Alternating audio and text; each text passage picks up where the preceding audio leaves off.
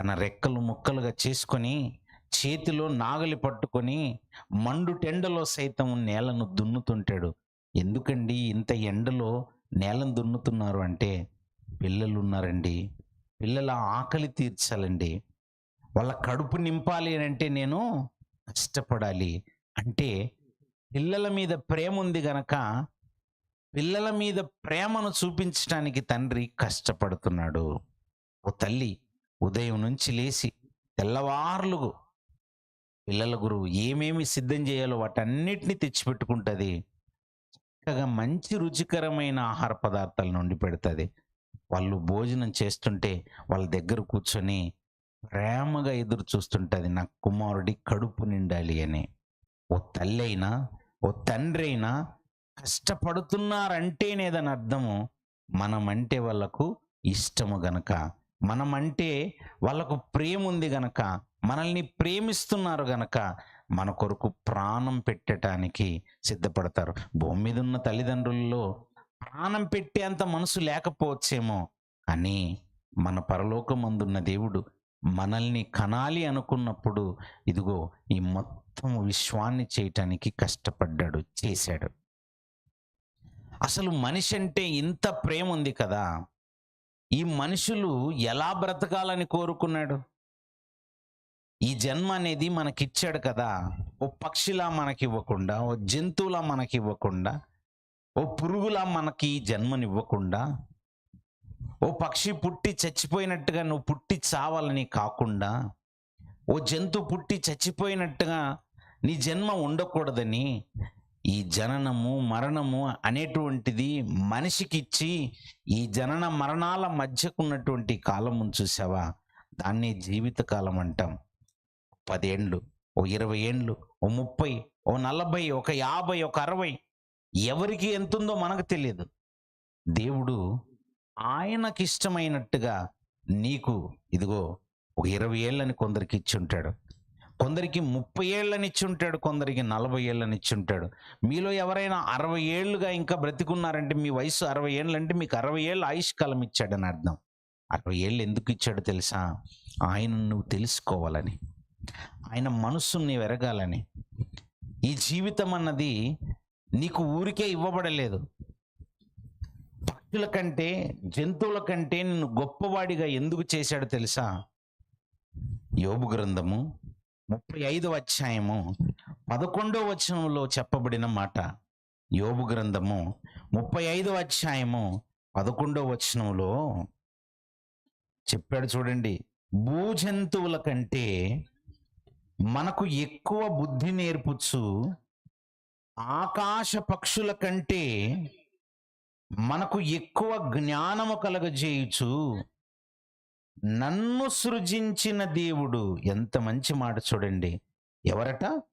నన్ను సృజించిన దేవుడు ఎక్కడ ఉన్నాడని కనుగొనువారు లేదా అనుకునే వారు ఎవరు లేరు అంటున్నాడు. అంటే మనల్ని ఎందుకు ఇచ్చాడనమాట? మనకి ఈ జన్మ ఎందుకు ఇచ్చాడు? మనకి ఈ ఆయుష్ ఎందుకు ఇచ్చాడు? 2 మాటలు చెప్పాడండి అందులో. ఒకటి ఎవరట? జంతువులు ఉన్నాయట. నెక్స్ట్ పక్షులు ఉన్నాయి. భూజంతువుల కంటే ఎక్కువ బుద్ధి నేర్పాడట, ఆకాశ పక్షుల కంటే ఎక్కువ జ్ఞానం ఇచ్చాడట. అంటే మనకు బుద్ధి జ్ఞానాన్ని ఎందుకు ఇచ్చాడు? మనకిచ్చిన బుద్ధి జ్ఞానముల వెనకాల దేవునికి ఒక ఆలోచన ఉందట. అదేంటి తెలుసా? నన్ను సృజించిన దేవుడు ఎక్కడ ఉన్నాడు అని కనుగోవాలని ఇచ్చాడట. కనుగొన్నారా మరి మీరు? ఈ జీవితాలలో ఇప్పటికే నేను దేవుణ్ణి కనుగొన్నాను, నాకు దేవుడి గురించి తెలిసిపోయింది అనే వాళ్ళు చేయొద్దని చూద్దాం. నాకు దేవుడి గురించి తెలిసిపోయిందండి, దేవుడు ఎక్కడ ఉంటాడో నాకు తెలుసు అనే వాళ్ళు చేయొద్దండి. ఎవరో ఒకరిద్దరు చేయెత్తుతాం. అంటే మిగతా వాళ్ళకి ఇంకా ఆయన గురించి తెలియలేదు. దేవుడు అంటే లోకానికి ఎట్లా అర్థమైందంటే, దేవుడు అంటే ఏదైనా ఆపదొస్తే దేవుడా దేవుడా దేవుడా అనుకోవాలి అనుకున్నారంతే. అదే ఒకవేళ బాగున్నారనుకో, ఆరోగ్యం బాగుందనుకో, అప్పుడు ఆయన గురించి మనం ఏం ఆలోచించాల్సిన అవసరం లేదు. అనారోగ్యం వస్తే దేవుడా అనాలి, మనకేమైనా అప్పులుంటే దేవుడా అనాలి, మన పరిస్థితులు బాగోలేకపోతే దేవుడు అనాలి అనుకున్నారు. దేవుడు అంటే ఏదో కష్టం వచ్చినప్పుడే ఆయన్ని జ్ఞాపకం తెచ్చుకోవాలి అనుకోకూడదు. దేవుడినట ఎలా మనం గుర్తించాలో తెలుసా? అసలు ఆయన ఎక్కడున్నాడని ఫస్ట్ గుర్తించాలట, తెలుసుకోవాలట. ఆయన గురించి ఆయన ఎక్కడున్నాడని తెలుసుకోవాలట. రెండోది దేవుణ్ణి దేవునిగా గుర్తించాలట. దేవుడు రోమీలకు రాసిన పత్రికలో పౌలు గారి చేత ఒక మంచి మాట రాయించాడు చూడండి. రోమీలకు రాసినటువంటి పత్రిక 1వ అధ్యాయం 19వ వచనంలో అంటున్నాడు, ఎందుకనగా దేవుని గూర్చి తెలియశక్యమైనదేదో అది వారి మధ్య విషదమై ఉన్నది. దేవుని గురించి అంట ఏదైతే మనకు తెలియాలో అదంతా ఏమైపోయిందట, చెప్పేశాడట దేవుడు. ఎవరో కాదు, మళ్ళీ దేవుడు అది వారికి విశదపరచనని చూడండి అక్కడ. ఎవరు చెప్పారట? దేవుడే చెప్పాడట. ఇప్పుడు దేవుడికి మనకు మధ్యనున్న సంబంధం ఏంటో ఎవరో చెప్పాలి అనుకోలేదట ఆయన. ఆయనే ఇదిగో నేనెవరో తెలియాలి అని ఈ భూమి మీద ఉన్న వాళ్ళందరికీ చెప్తున్నాడు. నాయనా, భూజంతువుల కంటే బుద్ధి ఎందుకు ఎక్కువ ఇచ్చాను తెలుసా? మీకు ఎక్కువ బుద్ధి ఎందుకు నేర్పాను తెలుసా? అప్పుడప్పుడు మనం అంటాం చూసారా, ఒరే నీకు బుద్ధి ఉందా అంటుంటాం చూసారా. అంటే మనిషి బుద్ధి లేని పనులు చేస్తున్నాడు. అలా బుద్ధి ఇచ్చిన తర్వాత కూడా బుద్ధి లేని పనులు ఎందుకండి చేయటము? కొన్ని సందర్భాల్లో చూడండి, మనిషి ఇంకితం లేనివాడిగా వ్యవహరిస్తుంటాడు, జ్ఞానం లేనివాడిగా వ్యవహరిస్తుంటాడు. అప్పుడు మనం ఏమంటాం తెలుసా? అసలు నీకు బుద్ధి జ్ఞానం ఉందా? అసలు నీకు అసలు ఇంకితం ఉందా? కడుపుకు అన్నం తింటున్నావా? పశువులు మేసేటువంటి గడ్డి తింటున్నావా అని మనిషిని మనం ఎప్పుడు అంటాం తెలుసా? వాళ్ళు చేయరాని పనులు ఏదో చేసినప్పుడు. మనము చేయరాని పనులు చేయడానికి కాదు బుద్ధి ఇచ్చింది, మనకు జ్ఞానమును నేర్పించింది, జ్ఞానమునిచ్చింది దేవుడు. నువ్వేదో పనికి మాలిన పనులు చేయడానికి కాదట. భూజంతువుల కంటే మనకి ఎక్కువ బుద్ధి ఉందట. అంటే ఇప్పుడు భూజంతువుల కంటే మనకి ఎక్కువ ఎలా బుద్ధి ఉంటుందో మీకు అర్థం కావడానికి ఒక మాట చెప్తాను. మీకు పొలాలు ఉన్నాయి కదా, పొలాలు ఉంటాయి కదమ్మా. ఏదో పొలం పనికి వెళ్ళిపోతుంటారు, మీకు పొలాలు ఉంటాయి. ఆ పొలం గట్టు దగ్గర ఆ చుట్టూ ఫెన్సింగ్ ఏదో పెట్టుకుంటారు, ఆ ముళ్ళ కంచె ఏదో పెట్టుకుంటారు కదా, ముళ్ళ కంచెనో ఏదో పెట్టుకుంటాం కదా. ఎందుకు పెట్టుకుంటామంటే ఏ జంతువులు లోపలికి రాకూడదని పెట్టుకుంటాం. గేదెలు పశువులు ఏదో మన పొలాల్లోనికి రాకూడదు, లోపల ఏదో పంట వేసుకున్నాము. ఆ పంటను కొన్నిసార్లు మనం ఎంత కాసుకుందాం అనుకున్నా ఈ జంతువులు ఎలాంటివంటే వచ్చేస్తాయి. సరే, ఒక గేదె వచ్చింది అనుకోండి. ఇలా గేదె వచ్చేసి ఆ పంటను మనం బాగా చక్కగా కాసి కాపాడుకొని పెంచుకుందాం అనుకుంటున్న, మన గురించి పెంచుకుందాం అనుకుంటున్న పంటను మేస్తున్నాయి అనుకో, అప్పుడు రైతు పరిగెత్తుకొని వస్తాడు. పరిగెత్తుకొని వచ్చేసి ఒక కర్ర తీసుకొని ఓ దెబ్బేస్తాడు. దాన్ని దెబ్బేసి కొందరైతే దాన్ని తిట్టేస్తారు,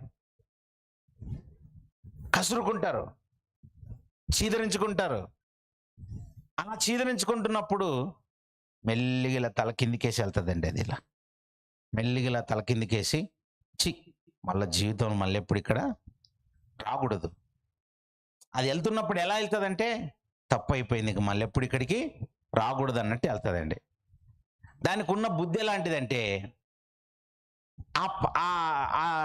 ఆయన ఎవరు, ఆ రైతు నన్ను కొట్టాడు, నన్ను ఇప్పుడే కసురుకున్నాడు, నన్ను ఏదో తిట్టాడు కదా అని చెప్పేసి మళ్ళీ మనం జీవితంలో ఈ పొలం దగ్గరికి వెళ్ళకూడదు అనుకోదు. అది మళ్ళీ ఏం చేస్తుంది తెలుసా? ఆ రైతు అలా మళ్ళీ పొలం పనులకు వెళ్ళిపోగానే ఇది మళ్ళీ వస్తుందండి. ఇది మళ్ళీ వచ్చేసి మళ్ళీ అలా నేలకి ఇలా మెడ వేసుకొని వచ్చేసి మళ్ళీ పొలంలో పడుతుంది. మళ్ళీ పరిగెత్తుకొని వస్తాడు. ఈసారి ఏం చేస్తాడో తెలుసా? 4-5 దెబ్బలేస్తాడు.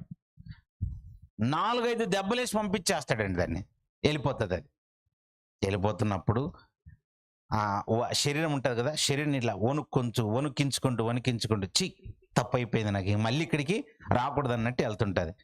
మరి రాదా? 4 దెబ్బలేసినా 40 దెబ్బలేసినా మళ్ళీ వస్తుందండి. అలా పోతుంది, ఇలా వస్తుంది, అలా పోతుంది, ఇలా వస్తుంది.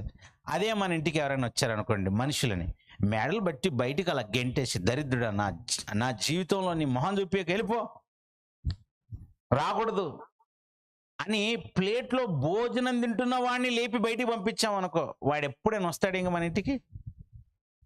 ఓ పశువును కసురుకున్నట్టుగా మనిషిని కసురుకున్నాం అనుకో, వాడు అడుగు పెడతాడా?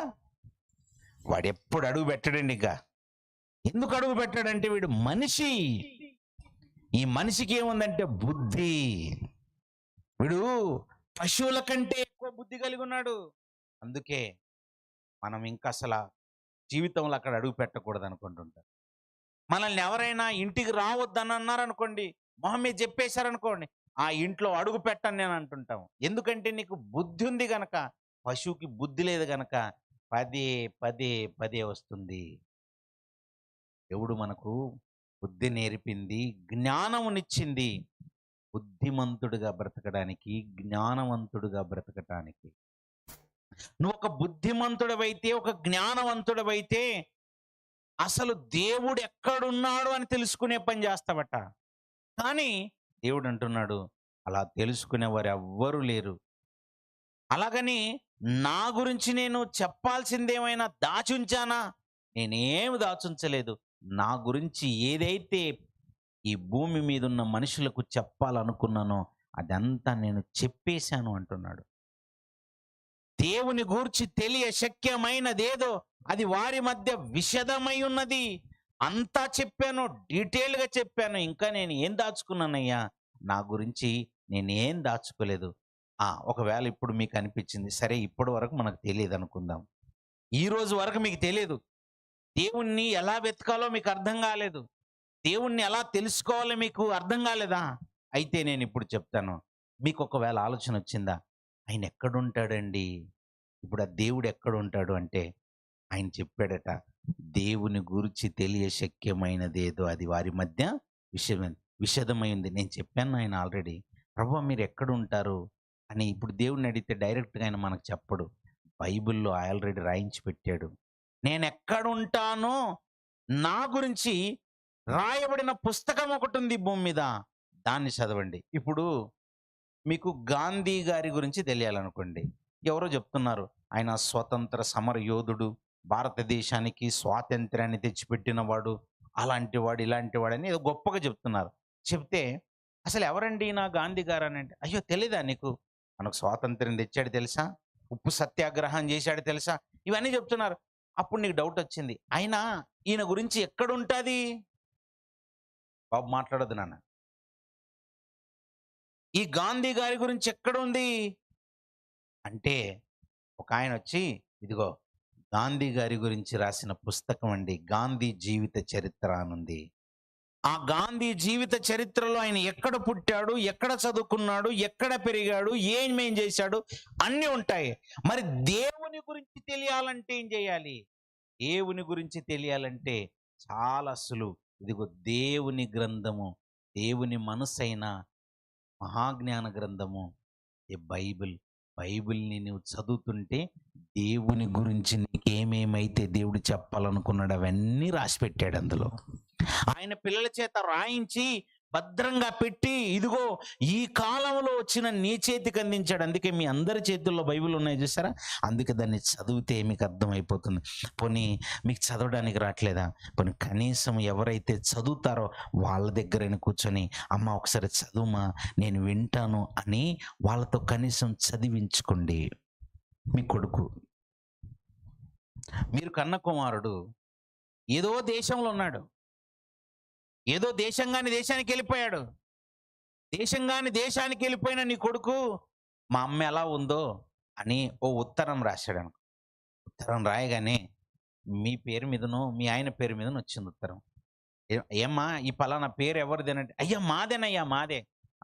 ఇదిగో ఎవరు మీ కుమారుడట పలానా దేశంలోంచి రాశాడమ్మా, లండన్ నుంచి వచ్చిందా, నా కొడుకు లండన్లో ఉన్నాడు. ఆ లెటర్ తీసుకుంటుంది. ఈమెకి చదువు రాదు. చదువు రాని ఆ లెటర్ని తీసుకుంటుంది. ఏం చేయాలో అర్థం కాక అది పట్టుకొని గబగబా పక్కింటికి వెళ్తుంది. అక్కడ చదువుకున్న అమ్మాయి ఎవరో ఉంటే, అమ్మాయి కొంచెం రామ్మా, కొంచెం వింటరా, హడావిడి చేస్తుంటావు. ఎందుకు తెలుసా? నీ కొడుకు ఏం రాశాడో ఇప్పుడు అందులో ఉన్నదంతా నీకు తెలియాలి. నా కొడుకు ఏమని రాశాడు, అసలు నా కొడుకు ఎలా ఉన్నాడు, అసలు బాగున్నాడా లేదా, ఇది నాకు తెలియాలంటే అది చదివితే నాకు అర్థమవుతుంది.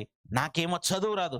చదువు రాకపోతే పక్కింటి వాళ్ళ దగ్గరికి వెళ్ళి, అమ్మాయి కొంచెం ఇది చదివిపెట్టి తల్లి, పాప కొంచెం చదివిపెట్టు పాప అనగానే వాళ్ళు తీసి చదువుతుంటారు.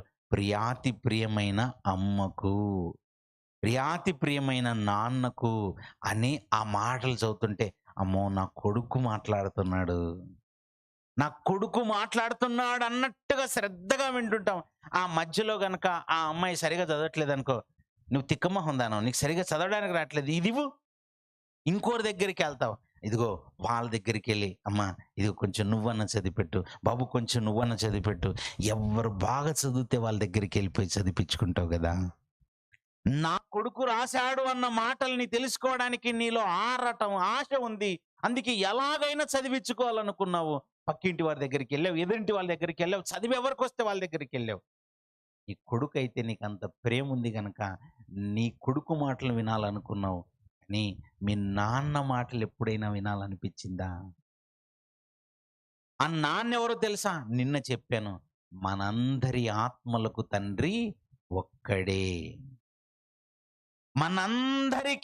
మనందరికీ ఆత్మలకు ఈ దేహమును కదిలిస్తున్న శక్తి, ఈ శరీరం లోపల చూసావా, ఆ ఆత్మకు తండ్రి అయిన దేవుడు ఒక్కడే. ఆ దేవుడట పరలోకములో ఉంటాడటండి. ఆయన ఎక్కడుంటాడు అనుకుంటున్నారు కదా మీరు. ఆయన పరలోకములో ఉంటాడట. ఈ భూమి మీదకి వచ్చినటువంటి యేసుక్రీస్తు వారు శరీరధారిగా ఉన్నటువంటి దినములలో ఏమని రాశాడో తెలుసా, ఏమని చెప్పాడో తెలుసా? ఒకసారి ఆ మాట చూడండి, మత్తయి గారు రాసిన మాట. మత్తయి సువార్త 6వ అధ్యాయము 9వ వచనం చూడండి. మత్తయి సువార్త 6వ అధ్యాయం 9వ వచనంలో ప్రార్థన ఎలా చేయాలో నేర్పిస్తున్నాడు చూడండి. కాబట్టి మీరు ఎలాగో ప్రార్థన చేయండి. ఎలాగట? పరలోకమందున్న మా తండ్రి. దేవుడు ఎక్కడుంటాడటమ్మా? అందరు చెప్పండి. పరలోకములో ఉంటాడట. దేవుడు పరలోకములో ఉంటాడట. యోబు గ్రంథం చదివాము కదా ఇప్పుడే. యోబు గ్రంథం 35వ అధ్యాయం 11వ వచనంలో ఏమని చదివాము? భూజంతువుల కంటే ఎక్కువ బుద్ధి నేర్పుచు, ఆకాశ పక్షుల కంటే నీకు ఎక్కువ జ్ఞానమును అనుగ్రహించిన దేవుడు ఇదిగో నీ నుంచి కోరుకుంటున్నది ఏంటో తెలుసా? నన్ను సృజించిన దేవుడు ఎక్కడ ఉన్నాడు అని నీవు కనుగొంటావేమోనని ఎదురు చూస్తున్నాడట. అంతేనండి. నన్ను సృజించిన దేవుడు ఎక్కడున్నాడు? నన్ను సృజించిన పరలోకమందున్న దేవుడు ఎక్కడున్నాడని నీవు ఎప్పుడు ఆలోచిస్తావా అని చూస్తున్నాడట. నువ్వు ఎప్పుడు ఆయన గురించి ఆలోచించి ఎప్పుడు తెలుసుకుంటావా అని చూస్తాడట. చాలా మందికి 20 ఏళ్ళు అయిపోయింది ఇంకా తెలుసుకోలేదు, 30 ఏళ్ళు అయిపోయింది తెలుసుకోలేదు, ఒకరికి 40 అయిపోయింది తెలుసుకోలేదు, 50, 60 అయిపోయింది, మరి ఎప్పుడండి ఇంకా తెలుసుకుంటారు? చాలా మంది చెప్పే మాట ఏంటంటే, నాకు చదువు రాదయ్యా అంటుంటారండి. దేవుని గురించి తెలుసుకోండి అంటే చదువు రాదు. చదువు రాని నీకు వంటలు వండటం రాలేదా? బట్టలు ఉతకటం రాలేదా? ఈ ఊరు నుంచి ఇంకో ఊరికి ప్రయాణం చేయటం రాలేదా? చేతిలో డబ్బులుంటే దాన్ని లెక్కెట్టుకోవటం రాలేదా? ఏం రాలేదండి? అలాగని పెళ్ళిళ్ళు చేయటం రాలేదా? చదువు రాలేదు కదని చెప్పి పిల్లలకి పెళ్లి చేయటం ఆపేశారా? చదువు రాలేదన్నా పెళ్ళిళ్ళు చేసేస్తున్నావు, చదువు రాలేదన్నా వ్యవసాయం చేస్తున్నావు, చదువు రాలేకపోయినా వంట వండుతున్నావు, చదువు రాకపోయినా బట్టలు ఉతికేస్తున్నావు, చదువు రాకపోయినా బాగా మాట్లాడుతున్నావు కదా, గంటలు గంటలు గంటలు గంటలు కూర్చొని మాట్లాడుతున్నావు, చదువు రాకపోయినా ఇన్ని చేస్తున్నావు కదా. ఎప్పుడు చదువు రాలేదనే కారణాన్ని చూపించకండి. చదువు రాకుండా మనం చాలా చేస్తున్నాము. అలా ఇన్ని చేస్తున్న నీకు న్యాయం అనిపిస్తుందా? యో చదువు రాకపోతే ఏముందిలే, నేను ఆ పరలోకమందున్న దేవుని గురించి తెలుసుకుంటాను. ఆ వీధిలో చెప్తున్నారట, ఆ పక్కూర్లు చెప్తున్నారట, మా చర్చి దగ్గర ఎక్కడో చెప్తున్నారట. పోనీ ఎవరో వచ్చారు, అయ్యగారు వచ్చేసారు, ఆయన ఎవరో చెప్తారట దేవుని గురించి. కనీసం ఇప్పుడైనా విందాము, నెలకోసారైనా విందాము, వారానికోసారైనా విందాము. పోనీ రోజు ఒకవేళ అవకాశం ఉంటే రోజు విందాం. ఇంట్లో టీవీ ఉంటే టీవీ ఆన్ చేసుకుని టీవీలో ఎవరో అయ్యగారు చెప్తున్నారు, కనీసం అదైనా విందాం. ఏదో నిజంగండి వినాలన్న ఆశ, ఈ ఆలోచన ఎక్కడండి? నువ్వు వింటే కూడా నీకు అర్థమైపోతుంది కదా, ఎవరొకరు నీకు చెప్పినా అర్థమైపోతుంది కదా. నీ కుమారుడు ఉత్తరం రాశాడు అనగానే నీ కుమారుడు మీద నీకు ప్రేమ ఉంది కనుక గబగబా దాన్ని చదివించుకున్నావు, నీకు చదువు రాకపోయినా. మరి మన నాన్నటండి పరలోకమందున్న తండ్రి అయిన పరలోకంలో ఉండి, పరలోకం నుంచి మన కొరకు తన మనస్సును ఉత్తరం ద్వారా బైబిల్ అనేటువంటి దాన్ని ఇదిగో భూమి మీదకి పంపించాడు. అందుకే బైబిల్ చదువుతున్నప్పుడు ఉంటది. మీ దేవుడైన యెహోవానైనా నేను మీతో సెలవిచ్చినదేమనగా అని ఉంటది. ఆ మాట చదువుతుంటే మీకేమనిపించిందో నాకైతే తెలీదు గానీ, నాకేమనిపిస్తదంటే ఇది నాతోనే అంటున్నాడు అన్నట్టు అనిపిస్తదండి. ఇదిగో నాయన నేను నీకే చెప్తున్నాను అన్నట్టుగా ఉంటాయండి మాటలు. బైబిల్‌లో మాటలు అలాగుంటది. వ్యభిచరించవద్దు అంటే ఇదిగో ఇలా పిలిచి, నాన్న వ్యభిచరించొద్దు నాన్న అని మన భుజం తట్టి చెప్తున్నట్టుంటాయి. ఇలా భుజం తట్టి నాయన దొంగతనం చేయొద్దు అంటే దొంగిలవద్దంటే, అయ్యా మన నాన్న నాకే చెప్తున్నాడు. మా నాన్న దేవుడంటే ఎవరో కాదండి, తండ్రి అండి మనకి. మన నాన్న ఆయన ఇలా భుజం తట్టి, నాయనా వ్యభిచారం చేయొద్దు కొడుకా, నాయనా ఇదిగో మోసం చేయొద్దు నాయన, ఎవరిని మోసం చేయకొడుకా, నిన్ను వల్లే నీ పొరుగువాన్ని ప్రేమించు నాయనా, ఆ పొరుగు వాళ్ళంతా ఎవరో కాదు కొడుకా, ఆళ్ళంతా నా పిల్లలే. మరి నా పిల్లలైనప్పుడు నువ్వు నా కుమారుడివైనప్పుడు మీరంతా నా పిల్లలైనప్పుడు మీరంతా ఒకరికొకరికి అన్నదమ్ములు కదయ్యా, మీరు ఒకరినొకరు ప్రేమించుకోండి. ప్రేమించుకోవాలి కానీ నరహత్య ఎలా చేస్తావు నాయనా నీ తమ్ముడిని నువ్వు చంపుతే చూడండి. ఓ తండ్రి ఆయన పిల్లల మీద ఉన్న ప్రేమను చూడండి ఎంత బాగా చెప్తున్నాడు. ఇదిగో నా గురించి మీరు అర్థం చేసుకోండి అయ్యా, నా మనసును అర్థం చేసుకోండి అయ్యా, నేను ప్రేమగల తండ్రినయ్యా, నేను కష్టపడి మీ కొరకు విశ్వాన్ని చేశాను, మిమ్మల్ని చేశాను, ఈ భూమి మీద ఉంచాను చూసారా, నన్ను తెలుసుకోవాలని. ఈ జీవిత కాలాన్ని నేను ఎందుకు ఇచ్చానో తెలుసా, నా గురించి మీరు తెలుసుకోవాలని. వాస్తవానికి నువ్వు ఇప్పటికే ఈ లోకాన్ని విడిచి వెళ్ళవలసిన వాడివే. పాపం చేసిన నాడే నిన్ను శిక్షించుండుంటే నీవు ఈ పాటికే చనిపోయి ఉండాల్సింది. అలాగని నీకు ఇన్ని అవకాశాలు ఇస్తున్నాను అని అంటే నువ్వు నా గురించి తెలుసుకోవాలని ఇస్తున్నానయ్యా అని. ఇదిగో నేనెవరో కాదు నాయనా, నేను మీకు తండ్రిని అంటున్నాడు. మనం ఆయనను పరలోకమందున్న మా తండ్రి అని అర్థం చేసుకోవాలని, అలా ఆయనను వెతకడానికి ఇచ్చాడట. ఓ నాన్న మీరు పరలోకంలో ఉంటారా? పరలోకములో ఉన్న ఆయన ఏం చేశాడో తెలుసా, నేను పరలోకంలో ఉంటాను మీరు భూలోకంలో అక్కడే ఉండండి అనలేదు మనల్ని కూడా. మనల్ని కూడా ఏమన్నాడో తెలుసా, కీర్తనల గ్రంథము 90వ అధ్యాయం చూడండి. కీర్తనల గ్రంథము 90వ అధ్యాయం 3వ వచనం చూడండి ప్రియులారా. కీర్తనల గ్రంథము 90వ అధ్యాయం 3వ వచనములో, నీవు మనుషులను మంటికి మార్చుచున్నావు, నరులారా. నరులంటే ఎవరండి? మనమే కదా. ఆ నరులను అంటున్నాడు, నరులారా తిరిగి రండని నీవు సెలవిచ్చుచున్నావు. మోషే గారికి అర్థమైంది దేవుని గురించి అర్థమయ్యి, ఇదిగో మనకు ముందు మోషే గారు పరిశుద్ధాత్మ ప్రేరణతో తాను చేసిన ప్రార్థనను రాసిపెట్టాడు. నేను దేవునికి ఏమని ప్రార్థన చేశాను తెలుసా, దేవుడు నరులారా తిరిగి రండి అని అంటున్నాడు అని రాసిపెట్టాడండి. మనకే అంటున్నాడట, మనందరితో అన్నాడట. ఇదిగో నాయన నరులారా తిరిగి రండి అంటున్నాడట. యేసుక్రీస్తు వారి ద్వారా పిలిపించాడు. అలాగే ఈ భూమి మీదకి శరీరధారిగా యేసుక్రీస్తు వారు వచ్చి కూడా అదే చెప్పాడు, ప్రయాసపడి భారము మోసుకొనుచున్న సమస్త జనులారా నా యొద్దకు రండి, వస్తే నేను మీకు విశ్రాంతిని కలుగజేస్తానయ్యా. ఈ లోకంలో మీరు మునిగిపోయారు. అసలు ఈ లోకానికి మీరు ఎందుకు వచ్చారో తెలుసుకోకుండా బ్రతుకుతున్నారు. మీ మీ పనుల్లో పడిపోయి మీరు మాయలో ఉండిపోతున్నారయ్యా. ఈ లోకం అసలు శాశ్వతమే కాదు నాయనా, కొంతకాలమే మీరు ఉండటానికి వచ్చారయ్యా. నువ్వైనా ముందు పోవాలి, లేదంటే నువ్వు పోయే ముందు ఈ లోకమైనా అంతమైపోతుంది, జాగ్రత్త అని చెప్పటానికి. ఈ రెండిట్లో ఏదో ఒకటి జరుగుతుంది.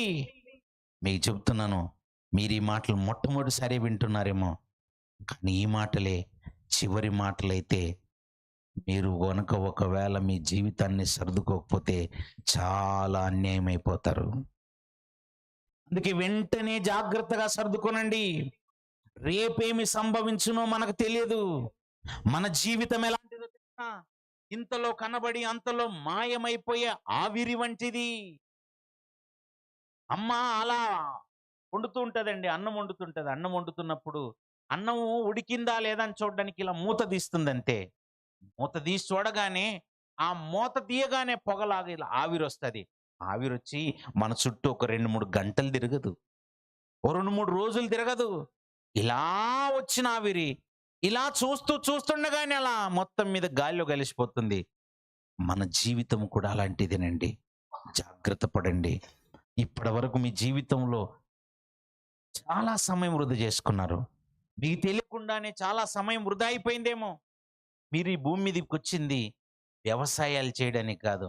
వ్యవసాయం అన్నది కేవలము ఈ కడుపు నిండటానికి, ఆహారము సంపాదన కొరకు, లేదా ఆహారాన్ని సిద్ధపరచుకోవడంలో భాగం అంతే. అలాగని మీరు వ్యవసాయాలు చేయొద్దని నేను అనట్లేదు. మీ వ్యవసాయం మీరు చేసుకొని కనీసం ప్రతిరోజు సాయంత్రం చల్లపూట కూర్చొని దేవుని మాటల్ని వినండి. దేవుని మనసును తెలుసుకునండి. మా నాన్న పరలోకమందున్న దేవుడంటే ఎవరో కాదట, ఆయన మా నాన్నట. ఆయన గురించి మనం తెలుసుకుందామని ప్రతి ఒక్కరిలో ఆలోచన కలగాలని ఈ మాటలు చెప్పిస్తున్నాడు. ఆయన మన తండ్రి, ఆయనే ఈ విశ్వాన్ని చేశాడు. మన నుంచి ఏం కోరుకుంటున్నాడంటే, నాయనా నువ్వు పరిశుద్ధుడుగా నిర్దోషిగా బ్రతకాలని. దాన్ని మీకు అర్థం కావడానికి ఎలా చెప్పించాడు తెలుసా? ఒకసారి మీ చేతిలో ఉన్న బైబిల్లో నుంచి యెషయా గ్రంథం 5వ అధ్యాయం చూడండి. యెషయా గ్రంథము 5వ అధ్యాయము, యెషయా గ్రంథము 5వ అధ్యాయము మొదటి వచనం నుంచి చదువుదాం ప్రియులారా. ఇదిగో యెషయా గ్రంథం 5వ అధ్యాయం మొదటి వచనం నుంచి, నా ప్రియుని గురించి పాడెదను వినుడి. దేవునికి ఇక్కడ ప్రియుడు అంటే ఎవరో కాదు, గ్రంథకర్త దేవుణ్ణి ప్రియునిగా వివరిస్తున్నాడు. నా ప్రియుని గురించి పాడెదను వినుడి, అతని ద్రాక్ష తోటను బట్టి నాకు ఇష్టడైన వాణ్ణి గురించి పాడెదను వినుడి. సత్తువగల భూమి గల కొండ మీద నా ప్రియునికి ఒక ద్రాక్ష తోట ఉండెను. ఆయన దానిని బాగుగా త్రవ్వి రాళ్ళను ఏరి అందులో శ్రేష్టమైన ద్రాక్ష తీగలను నాటించెను. ఆయన ద్రాక్ష తీగలు నాటించాడట. ఇక్కడ ద్రాక్ష తీగలు అంటే ఏవో కాదు. యేసుక్రీస్తు వారు భూమి మీదకి వచ్చినప్పుడు ఏం చెప్పాడు తెలుసా? యేసుక్రీస్తు వారు భూమి మీదకి వచ్చినప్పుడు యోహాను సువార్త 15 అధ్యాయంలో ఉంటుంది. ఇక్కడ చేయబెట్టి అది కూడా ఒకరు చదవండి. యోహాను సువార్త 15 అధ్యాయము మొదటి వచనములో, నేను నిజమైన ద్రాక్షవల్లిని, నా తండ్రి వ్యవసాయకుడు, మన నాన్న యేసుక్రీస్తు వారికి తండ్రి అయినా, నీకు నాకు తండ్రి అయినా ఆయనే పరలోకమందున్న దేవుడు. ఆ పరలోకమందున్న దేవుని గురించి యేసుక్రీస్తు వారు అంటున్నారు, నా తండ్రి వ్యవసాయకుడు. తండ్రి అయిన దేవుడు ఎవరట? అందరు చెప్పండి. తండ్రి అయిన దేవుడు ఎవరట? దేవుడు వ్యాపారవేత్త కాదా? దేవుడు తనను తాను వ్యాపారవేత్తగా పోల్చుకోవాలని ఇష్టపడలేదు. దేవుడు ఎలాగైనా పోల్చుకోగలడు.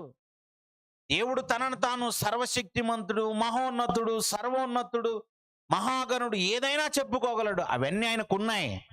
అలాంటి ఆయన ఇదిగో మా నాన్న వ్యవసాయదారుడు అని తన కుమారుని చేత చెప్పించాడంటే దేవుడికి ఏమిష్టం అన్నమాట? కష్టం అంటే ఇష్టం. దేవునికి ఏమిష్టం? కష్టం అంటే ఇష్టం. ఆయన కష్టపడ్డాడు. ఓ వ్యవసాయదారుడు ఎలాగైతే కష్టపడ్డాడో అలా కష్టపడ్డాడు. ఓ వ్యవసాయదారుడు ఎలాగైతే మొక్కను నాటుతాడో అలా మనల్ని దేవుడు నాటాడు ఈ భూమి మీద. ఓ వ్యవసాయదారుడు ఓ మొక్కను నాటి అది చక్కగా ఎలాగైతే పెరగాలని ఆశపడతాడో, ఆ పరలోకమందున్న దేవుడు కూడా మనని ఈ భూమి మీద జన్మనిచ్చి చక్కగా ఈ విధంగా వృద్ధి చెందింప చేస్తూ మనల్ని కూడా అలాగే చూడాలనుకున్నాడు. ఎలా? ఓ రైతులా, ఓ వ్యవసాయదారులా. ఓ వ్యవసాయదారుడు ఎలాగైతే ఫలాలు రావాలి నేను నాటిన మొక్క నుంచి అనుకుంటాడో, పరలోకమందున్న దేవునికి కూడా ఓ ద్రాక్ష తోట ఉందట. ఆ ద్రాక్ష తోట ఎవరు కాదు, ఈ భూమి మీద ఉన్న మనుషులే. ఆ మనుషులట ఎలా ఉండాలనుకున్నాడు తెలుసా? మంచి ద్రాక్షాలు కాయాలి అనుకున్నాడు. శ్రేష్టమైన ద్రాక్షాలు కాయాలి అనుకున్నాడు. శ్రేష్టమైన వాటిగా నేను మిమ్మల్ని నాటాను అంటున్నాడు. ఇర్మియా గ్రంథం 2వ అధ్యాయం 21వ వచనంలో చెప్పాడు చూడండి. ఇర్మియా గ్రంథము 2వ అధ్యాయం 21వ వచనంలో, శ్రేష్టమైన ద్రాక్షవల్లి వంటి దానిగా నేను నిన్ను నాటి తిని, కేవలము నాయనా కేవలము నిక్కమైన విత్తనములిచ్చు చెట్టు వంటి దానిగా నాటాను. కానీ నువ్వేమైపోయావు? నాకు జాతిహీనపు ద్రాక్షావల్లి వలె నీవెట్లు భ్రష్ట సంతానమైతివి అని అంటున్నాడు చూడండి. మనుషులు ఏమైపోయారట? భ్రష్ట సంతానం అయిపోయారట. కానీ దేవుడు నాటినప్పుడు మాత్రం శ్రేష్టంగా నాటాడట. మీరు నిజంగా చెప్పండి, తల్లి గర్భంలోంచి మనం భూమి మీదకి వచ్చినప్పుడు పాపముతో వచ్చామా, పరిశుద్ధులుగా వచ్చామా? సరే, మీకు అర్థం కాకపోతే మీకు అర్థం అవడానికి చెప్తాను. మీ ఇంట్లో ఎవరైనా ఓ బాబు పుట్టాడు అనుకోండి. బాబు పుట్టగానే పక్కింటిళ్ళు వచ్చేసి మీ చేతిలో ఉన్న బిడ్డని తీసుకొని, వచ్చాడులే మీ ఇంట్లో నీకు దొంగ అన్నారనుకోండి. పుట్టాడు మీ ఇంట్లో ఒక దొంగ అన్నారనుకోండి, ఏమంటాము? అవునులేండి, వీడు పెద్ద దొంగలేండి, గజ దొంగ అంటామా? నువ్వు దొంగ, మీ అయ్య దొంగ. నా కుమారుని అంటావా? నా బంగారాన్ని అంటావా? నా బుజ్జి కొండని అంటావా? వాడిని తీసుకొని, అమ్మో నా బంగారు కొండ, నా రత్నాల మూట, వాడిని చూసి వీడండి ఏ పాపం ఎరగనుడండి, వీడికి ఏం తెలుసు, వాడు పాపి అంటే ఎవ్వరు ఒప్పుకోరు, వాడికి వ్యభిచారం తెలుసా, దొంగతనం తెలుసా, ఏం తెలుసండి వాడికి, అప్పుడే పుట్టిన బిడ్డకి ఏం తెలుసు? ఏమి తెలియదు. అక్కడే మనకు అర్థమవుతుంది, వాడు శత్రువులు చేయి చాపిన వాళ్ళ దగ్గరికి వెళ్ళిపోతాడండి. మీరంటే పడని వాళ్ళు వచ్చి ఇలా చేయి చాపిన వాళ్ళ దగ్గరికి వెళ్ళిపోతాడు. వాడికి తెలియదు మీకు మధ్య గొడవలు ఉన్నాయన్న విషయం కూడా వాడికి తెలియదు. వాడిది నిస్వార్థమైనటువంటి ప్రేమ. వాడు యథార్థవంతుడు, వాడు న్యాయవంతుడుగా ఉన్నాడు. వాడు ప్రేమతో ఎవ్వరు చేయి చాపిన వాళ్ళ దగ్గరికి వెళ్ళి, అలాంటి బిడ్డ వాడి పరిశుద్ధుడండి. అలా మనిషిని కూడా దేవుడట భూమి మీద పుట్టించినప్పుడు ఆయన పరిశుద్ధుడిగా పుట్టించాను. అందరు నా ప్రభు అంట, అందరినీ ఇక్కడ కూర్చున్న మనందరిని అలాగే పుట్టించాడట. అందుకని అన్నాడు, ఇదిగో శ్రేష్టమైన ద్రాక్షావల్లి వంటి దానిగా నాటాను. అక్కడ చెప్తున్నది ఇశ్రాయేలు జనాంగం గురించి. ఇశ్రాయేలీలు నా పిల్లలు, వాళ్ళు ఒకప్పుడు ఐగుప్తు దేశంలో భయంకరమైన బానిస రకంలో ఉండేవాళ్ళు. వాళ్ళని అక్కడి నుంచి నేను తీసుకుని వచ్చేసి ఇదిగో ఓ తోటలాగా, ఓ ద్రాక్ష తోటలాగా పెట్టి చక్కగా వాళ్ళని పెట్టానయ్యా, శ్రేష్టమైన ఫలాలు రావాలని నాటాను. అని వాళ్ళు ఏం చేశారో తెలుసా? ఆ రోజున్న వాళ్ళైనా, ఈ రోజున్నటువంటి ఈ మనుషులైనా వీళ్ళు ఏం చేశారో తెలుసా? మళ్ళీ యెషయా గ్రంథానికి రండి. 5వ అధ్యాయం యెషయా గ్రంథము 2వ వచనములోని 2వ భాగం చూడండి. యెషయా గ్రంథము 5వ అధ్యాయం 2వ వచనంలో, ఆయన దానిని బాగా తవ్వి రాళ్లను ఏరి అందులో శ్రేష్టమైన ద్రాక్ష తీగలు నాటించెను. దాని మధ్యను బురుజు ఒకటి వేయించి ద్రాక్ష తొట్టిని తొలిపించెను. ద్రాక్ష పండ్లు ఫలింపవలెనని ఎదురు చూచుచుండెను గాని అది కారు ద్రాక్షలు కాచెను. ఏ ద్రాక్షలు వచ్చాయట? కారు ద్రాక్షలు అంటే మారుతి కారు కాదు. కారు ద్రాక్షలు అంటే చేదు ద్రాక్షలట. ఏ ద్రాక్షలన్నీ? చేదువి. ఎవరైనా రైతు మంచి ఒక ద్రాక్ష చెట్టును వేసి ఆ ద్రాక్ష తీగ పెరిగిన తర్వాత దానికి మంచిగా సపోర్ట్ ఇచ్చేసి ఎదురు చూస్తాడు. పూత పోస్తున్నప్పుడు ఆకులు వచ్చేసి చక్కగా అందులో నుంచి మొగ్గలు వచ్చేసి అవి కాయలు పిందెలుగా మారిపోయి చక్కగా అలా ఫలాలు వచ్చేస్తే గబుక్కున ఒకటి కోసుకొని నోట్లో వేసుకోగానే తీయగా ఉందనుకో, అమ్మయ్యా మంచి ఫలం వచ్చేసింది. పక్క వాళ్ళని పిలిచి, ఇదిగో తినండి, ఇదిగో వాళ్ళని అందరికి ఇచ్చేసి తినండి తినండి తినండి తినండి. మా తోటలో కాసినటువంటి ఆ ద్రాక్ష చెట్టు తీయని ఫలాలు ఇస్తుంది. అంటే ఓ చెట్టు మంచిది అని మనం ఎప్పుడు అంటామంటే అది ఇచ్చే ఫలాన్ని బట్టి. ఆ చెట్టును మంచి చెట్టు అని మనం ఎప్పుడు అంటామంటే ఇచ్చే ఫలమును బట్టి. అది కారు ద్రాక్షలు కాదు. నేను మిమ్మల్ని శ్రేష్టమైన ద్రాక్షవల్లిగా, నాకు శ్రేష్టమైన ఫలం ఇవ్వలేదు. అది కూడా మీరు ఎలాంటిది ఇచ్చారు తెలుసా? జాతిహీనపు ద్రాక్షవల్లి వంటి దానిగా భ్రష్ట సంతానమైపోయి, భ్రష్టులుగా మారిపోయి, పాపులుగా మారిపోయి, దుష్టులుగా మారిపోయి దుష్ట ఫలాలు ఇస్తున్నారు మీరు అంటున్నాడు. మీ నోటి ఫలము దుష్ట ఫలంగా మారిపోయింది. మీ క్రియాఫలాలు దుష్ట ఫలాలుగా మారిపోయాయి. మీరు భ్రష్టులైపోయారు అంటున్నాడు. నిజంగా చెప్పండి, ఇక్కడ కూర్చున్న మీరు ఇప్పటి వరకు నా జీవితంలో నేను అసలు ఏ పాపమే చేయలేదు అనే వాళ్ళు ఉంటే చెయ్యొద్దని. చిన్నపిల్లలను వదిలేసి ఇంకితం వచ్చి లోకం గురించి నాకు అర్థమైంది అన్న వాళ్ళు ఎవరైనా ధైర్యంగా పాపము చెయ్యలేదండి ఇప్పటి వరకు అని చెయ్యెత్తగలరు? ఎవరు ఎత్తలేరు. ఏని పాపముతో పుట్టిన నీవు ఏని పాపాన్ని తెచ్చుకున్నావు. నువ్వు పాపంతో పుట్టలేదయ్యా. నువ్వెవరో తెలుసా? స్వయాన దేవుని కుమారుడు. నీవు నేను మనం ఎవరో తెలుసా? మనము దేవుని పిల్లలము. ఆ పరలోకమందున్న దేవుడు మనల్ని ఏమని పిలిచాడో తెలుసా? నరులారా తిరిగి రండి. ఎలా రావాలని కోరుకున్నాడు తెలుసా? నాయనా, నేను పుట్టించినప్పుడు ఎలా పుట్టించాను? పరిశుద్ధులుగా పుట్టి, మిమ్మల్ని న్యాయవంతులుగా పుట్టించాను కదా, మిమ్మల్ని యథార్థవంతులుగా పుట్టించాను కదా. ఈ పరలోకమందున్న దేవుడు తిరిగి నా దగ్గరికి వచ్చేటప్పుడు ఆ పరిశుద్ధతతో నేను రావాలనే కదా కోరుకున్నాను. ఏమైందయ్యా? ఏమైంది నాయనా?